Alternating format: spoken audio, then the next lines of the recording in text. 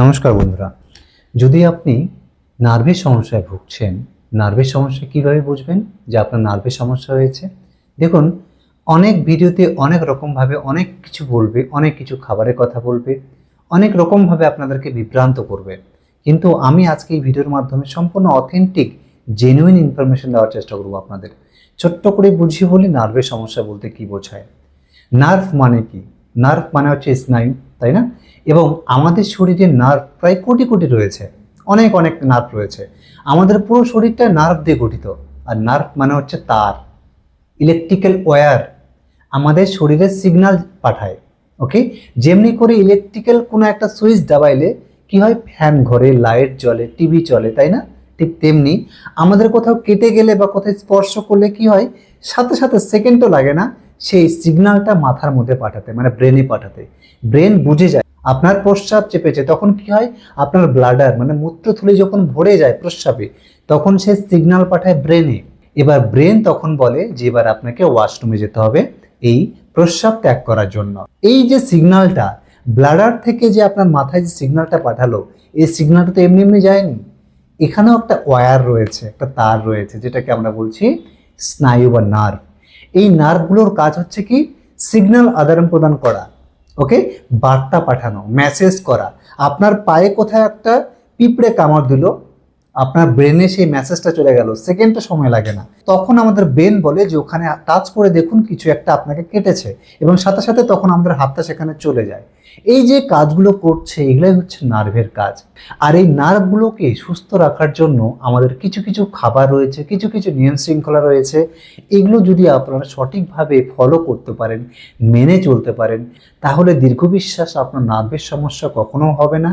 আর নার্ভের সমস্যা যদি হয়েও থাকে, তাহলে আস্তে আস্তে আস্তে আস্তে ভালো হয়ে যাবে। তাহলে প্রশ্ন হলো, নার্ভের সমস্যার জন্য তাহলে আমরা কি খাবো, বা কোন কোন খাবারগুলো নার্ভের সমস্যার জন্য ভেরি হেল্পফুল? প্রথম নাম্বার যেটা সব থেকে বেশি কার্যকরী, সেটি হচ্ছে ক্যালসিয়াম। আমি অবশ্যই কথা বলবো ক্যালসিয়াম কোথায় পাবেন। 2 নম্বর সব থেকে বেশি ইম্পর্টেন্ট, ভিটামিন B12। 3 নম্বর ভিটামিন B9 বা ফলিক অ্যাসিড। 4 নম্বর ভিটামিন ডি। এবং সর্বশেষ 5 নম্বর, যেটা এই বিষয়ে কেউ কথা বলে না, অনেকে হয়তো জানেই না বিষয়টা, সেটা হচ্ছে কোনো ভিটামিনস না, কোনো মিনারেলস না, কোনো ট্যাবলেট না, কোনো ক্যাপসুল না, কোনো সিরাপ না, কোনো স্যাচে না, না আর কিছু, সেটি হচ্ছে ঘুম, স্লিপ। এই যে 5টি কথা বললাম, এটা যদি আপনি আজকে থেকেই আমার কথা মতো এই ভিডিওটা দেখার পর থেকে যদি আপনি শুরু করে দেন, তাহলে দীর্ঘ বিশ্বাস আপনার নার্ভের সমস্যা কিন্তু কোনো মেডিসিন ছাড়াই আপনি ধীরে ধীরে গ্র্যাজুয়ালি সুস্থ হতে থাকবেন। এবং নার্ভের সমস্যার জন্য যে আপনি সিমটমসগুলো বা উপসর্গগুলো দেখছেন নিজের প্রতি, যেমন হাত পাগুলো অবশ হয়ে আসছে, ঝিনঝিন ঝিনঝিন ভাব হচ্ছে, নামনেস হচ্ছে, টিংলিং সেন্সেশন হচ্ছে, যেমন সুই ফোটার মতো, কাটি ফোটার মতো পায়ের তলাতে, হাতের তলাতে এরকম সুই ফোটার মতো অনুভব করছেন, এবং একটু চলতে ফিরতে হাঁপিয়ে পড়ছেন, সিঁড়িতে উঠতে উঠতে হাঁপিয়ে পড়ছেন, সিঁড়ি থেকে নামার সময় হাঁপিয়ে পড়ছেন, একটু কাজ করতে করতেই আপনি মনে হচ্ছে যেন আর চলতে পারছেন না, সেখানে বসে পড়ছেন, এবং পুরো শরীরের ব্যথা করছে।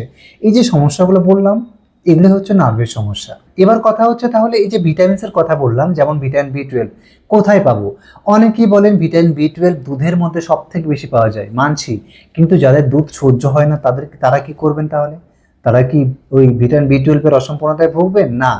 ভিটামিন B12 আমরা যদি আমলি বানিয়ে খাই বা ফার্মেন্টেশন মিলেটস বানিয়ে খাই, তাহলে কিন্তু ভিটামিন B12 এর অভাব আমরা পূরণ করতে পারি, যদি আপনি দুধ বা দই না খেতে চান। ওকে, এবার এই ফার্মেন্টেশন মিলেটস বা আমলি কিভাবে বানাবেন আপনি কমেন্টে জানান বা আমার সাথে যোগাযোগ করুন, আমি আপনাদেরকে বলে দেবো। 2 নম্বর ক্যালসিয়াম বললাম। ক্যালসিয়ামের কাজ কি? ক্যালসিয়ামের কাজ হচ্ছে আপনার হাড়, আপনার বোনসগুলোকে স্ট্রং রাখা, সাথে নার্ভের কাজ যেন আরো সচ্ছলভাবে হতে পারে, আরো স্মুথলি যেন আমাদের শরীর, আমাদের ব্রেন সম্পূর্ণ করতে পারে, তার জন্য ক্যালসিয়াম হেল্প করে ইনডাইরেক্টলি। ওকে, এবার ক্যালসিয়াম কোথায় পাবো? আবার সেই দুধের প্রশ্ন চলে আসে। দুধ যদি আপনার না সহ্য হয়, তাহলে আপনি ক্যালসিয়ামের সমস্যায় ভুগবেন না। দুধের থেকেও বেশি ক্যালসিয়াম পাওয়া যায় তিল বীজের মধ্যে, সাদা তিল অথবা কালো তিল, আমি অনেক ভিডিওতে অনেক কথা বলেছিলাম। এবং সাথে আপনি পাম্পকিন সিডস খান, কুমড়ো বীজ খান, এবং সাথে সাথে আপনি চিয়া সিডস খান, প্রচুর পরিমাণে ক্যালসিয়াম রয়েছে এগুলোর মধ্যে। এবং শাকসবজির মধ্যেও ক্যালসিয়াম রয়েছে, ফলের মধ্যেও ক্যালসিয়াম রয়েছে, যেমন ওই পেয়ারার মধ্যে প্রচুর পরিমাণে ক্যালসিয়াম পাওয়া যায়। 3 নাম্বার ভিটামিন ডি। জানেন কি, আমাদের দেশে not only India, Bangladesh, Pakistan, এই যে আমাদের পার্শ্ববর্তী দেশগুলো রয়েছে, আমরা অনেকেই এই ভিটামিন ডি এর অসম্পূর্ণতায় ভুগছি এখন।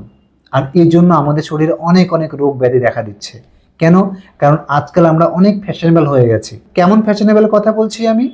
আমরা অনেকেই আজকাল বাইরে বেরোলে অনেক রকম প্রোটেকশন নিয়ে বেরোই, বা কোথাও কাজ করলে আমরা রোদে তো কাজ করিই না। তো রোদটাকে আমাদের শরীরে লাগাতেই দিই না আমরা কখনো। আমরা রোদটাকে খারাপ মনে করি, রৌদ্রটাকে আমরা একটা শত্রুর মতো করে ভাবি, কিন্তু না, আমাদের শরীরে রৌদ্রুর বিশাল বড় অবদান রয়েছে, বিশাল বড় অবদান রয়েছে। আর আপনি যদি রৌদ্রটাকে শত্রু মনে করেন, কখনোই শরীরে রৌদ্র না লাগান, তাহলে কিন্তু এইসব সমস্যাগুলো একটা বড় আকার ধারণ করবে এবং আপনাকে ভিটামিন ডি ক্যাপসুল নিতে হবে, যেখানে আমাদের ফ্রি অফ কস্টে আমাদের এই প্রকৃতি, আমাদের ইউনিভার্স আমাদের ভিটামিন ডি দিচ্ছে, কিন্তু আমরা নিচ্ছি না। আমরা নিচ্ছি কি? আমরা নিচ্ছি স্যাচে ক্যাপসুল নিচ্ছি ভিটামিন ডি এর জন্য। আর এই ভিটামিন ডি এর জন্য আমাদের শরীরে ক্যালসিয়াম সঠিকভাবে কাজ করে না, কারণ ভিটামিন ডি হচ্ছে চাবি আর ক্যালসিয়াম হচ্ছে তালা। চাবি ছাড়া কখনো যেমন তালা খোলে না, ঠিক তেমনি ভিটামিন ডি ছাড়া ক্যালসিয়াম আপনি যতই খান না কেন কোনো কাজেই লাগবে না। 4 নাম্বার, ফলিক অ্যাসিড বা ভিটামিন বি9। আপনি প্রচুর পরিমাণে পালং শাক খান, মেথি শাক খান, এই শাকসবজির মধ্যে প্রচুর পরিমাণে ফলিক অ্যাসিড রয়েছে। আপনি ক্যাপসুল বা কোনো ট্যাবলেট খাওয়ার দরকারই পড়বে না আপনার, আপনি যদি শাক পাতা বেশি করে খেতে শুরু করেন আজকে থেকেই। 5 নাম্বার, সঠিক ডায়েট ফলো করতে হবে। কেন বলছি? কারণ আমরা অনেকেই বাস নামমাত্র কিছু একটা খেয়ে নিলাম, পেট ভরে গেল, হয়ে গেল। এই যে আপনি নামমাত্র খাবারগুলো খাচ্ছেন, এই নামমাত্র খাবারগুলোই আপনাকে অসুখের দিকে ঠেলে নিয়ে যাচ্ছে এবং পরবর্তীতে গিয়ে আপনাকে গাদা গাদা মেডিসিন, ক্যাপসুল, সিরাপ খেতে হচ্ছে, হেলথ টনিক খেতে হচ্ছে। তাই পরে গিয়ে যেন গাদা গাদা মেডিসিন হাজার হাজার টাকা খরচা করে না যেন খেতে হয়, এই জন্য আজকে থেকে একটা ব্যালেন্স ডায়েট ফলো করুন। ব্যালেন্স ডায়েট কাকে বলে? আপনি সকালে একটু বেশি করে ফল ফ্রুটস খেয়ে নিন, দুপুরে যখন খাচ্ছেন তখন খাবারের প্লেটে একটু বিভিন্ন ধরনের কালারফুল শাকসবজি রাখুন, আপনার শরীরকে ভালো রাখবে। এবং রাতের খাবারে বেশি লেট নাইট করবেন না, রাতের খাবার যতটা সম্ভব আর্লি করার চেষ্টা করবেন। শুধু ভাত ডাল শাকসবজি খেলেই হবে না, এর সাথে সাথে আপনাকে কিছু কিছু বাদাম খেতে হবে, যেমন আখরোট, পিনাট, আলমন্ড। এইসব বাদামগুলো আমাদের নার্ভ হেলথ থেকে সুস্থ রাখে, আমাদের শরীরকে ভেতর থেকে একটা স্ট্রং বানাতে সাহায্য করে। সাথে সাথে বীজের কথা বললাম আমি প্রথমে, তিল বীজ খুবই ভালো। আপনি ফ্লেক্স সিডস খান। এই যে ফ্লেক্স সিডস আর আখরোট, এটার মধ্যে প্রচুর পরিমাণে ওমেগা 3 রয়েছে, যেটা নার্ভ হেলথ ঠিক রাখতে সাহায্য করে, শরীরে ইনফ্ল্যামেশন কমায়, পেইন কমায়। যারা হার্টের পেশেন্ট তাদের জন্য ভীষণই গুরুত্বপূর্ণ খাবার এই ফ্লেক্স সিডস এবং আখরোট। কখনো অবহেলা করবেন না এইসব খাবারকে। এবং সর্বশেষ 6 নাম্বার, প্রপার স্লিপ, সাফিসিয়েন্ট ঘুম, স্লিপ। এটা আমাদের কি করে জানেন?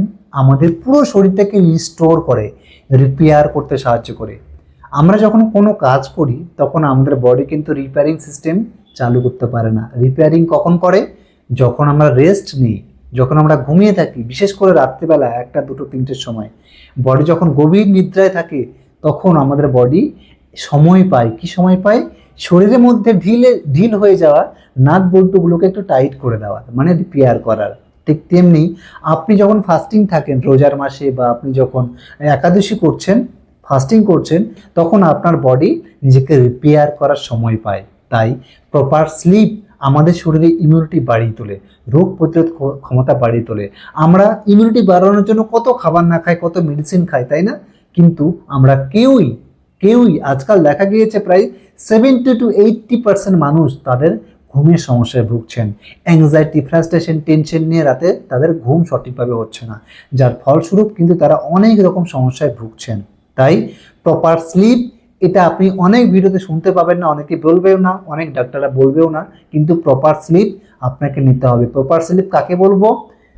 8-10 ঘন্টা না, 7-8 ঘন্টাও না। প্রপার স্লিপ সেটাকেই বলবো যদি আপনি 4 থেকে 5 ঘন্টা ম্যাক্সিমাম ঘুমোচ্ছেন এবং সেই ঘুমটা কোয়ালিটি স্লিপ হচ্ছে, মানে ঘুমের একটা গুণগত মান রয়েছে, সেটাকেই বলবো কোয়ালিটি স্লিপ। ডাজেন্ট ম্যাটার আপনি কতক্ষণ ঘুমিয়েছেন, 7-8 ঘন্টা, 10-12 ঘন্টা শুয়ে আছেন, কিন্তু ঘুম হচ্ছে আপনার মাত্র 2-1 ঘন্টা, তাহলে সেটাকে আমরা কোয়ালিটি অফ স্লিপ বলবো না। কোয়ালিটি স্লিপ কাকে বলবো তাহলে? আপনি কম ঘুমন, কিন্তু ঘুমটা যেন গভীর হয়, গভীর নিদ্রায় যেন আপনি থাকেন, সেটাকে বলবো কোয়ালিটি স্লিপ। আপনার নার্ভ হেলথটাকে শুধু খাবার দিলেই হবে না, সাথে সাথে আপনাকে একটু যোগা, একটু এক্সারসাইজ, একটু হাঁটা চলা, সকালবেলা খালি পায়ে মাঠে হাঁটা, ঘাসে হাঁটা, এইসব কিছু করতে হবে। এবং সাথে সাথে একটা যোগা, একটা প্রাণায়াম আপনি আজকে থেকে শুরু করুন, সেটা হচ্ছে এই অনুলোম বিলোম। কিভাবে করবেন সকলে জানেন আই থিঙ্ক। সিদ্ধাসনে বা পদ্মাসনে বসবেন, বা নর্মালি বাবু হয়ে বসবেন। বসার পরে প্রথমে ডান হাতটা নেবেন, বুড়ো আঙ্গুলটা, ডান ডান নাকটা চাপবেন, বন্ধ রাখবেন এবং বাঁ দিক দিয়ে নিঃশ্বাস নেবেন। 4 সেকেন্ড স্লোলি নিঃশ্বাস নেবেন, 2 সেকেন্ড হোল্ড করবেন এবং তারপরে এই যে মধ্যমা দিয়ে বাঁ দিকের নাকটা বন্ধ করবেন এবং ডান দিকের নাক দিয়ে যে নিঃশ্বাসটা নিয়েছেন সেটা আস্তে আস্তে ছেড়ে দেবেন। হলো, ব্যাস এরকমই এটাকে কন্টিনিউ করবেন 5 to 7 মিনিট এভরি ডে। ঘুম থেকে উঠলেন সাথে সাথে এটা করে নিলেন, দেখবেন আপনার পুরো শরীরটা শীতল হয়ে যাবে, অক্সিজেন ফ্লো বেড়ে যাবে। এই যে কয়েকটা আমি ভিটামিনস, কয়েকটা অভ্যেসের কথা বললাম, এগুলো কিন্তু আপনি আজকে থেকে শুরু করুন।